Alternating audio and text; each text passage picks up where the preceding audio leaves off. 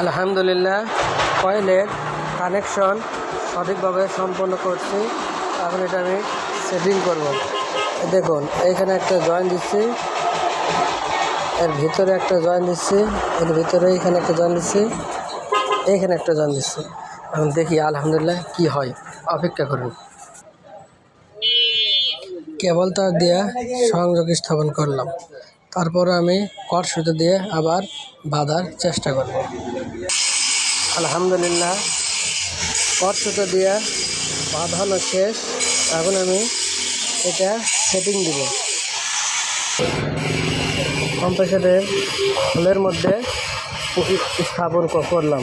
এখন আমি এই যে ভিতরে সাদা জ্যাক আছে, বাড়ি থেকে বলে কেবল, এটা তখন আমি কম্প্রেসারের পিনের সাথে সেটিং দেব।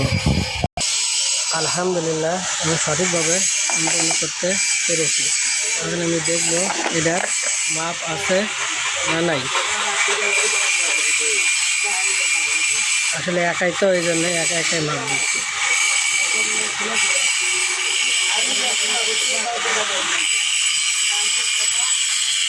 দেখুন মিটার নাড়াচাড়া করতেছে, কয়েলের মাপ আসছে। এখন আমি এটা জয়েন দেব। আলহামদুলিল্লাহ সঠিকভাবে স্থাপন করছি। এখন আমি লাইন দিয়ে চেক করব যে সাকশন ডিসচার্জ চার্জিং ঠিক আছে কিনা। এটা কম্প্রেসার চেক করার কেবল, এটা হচ্ছে রিলে, এটা হচ্ছে রিলে এবং এটা হচ্ছে ওভারলোড।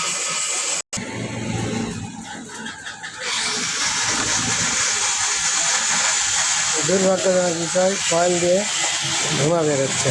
দেখুন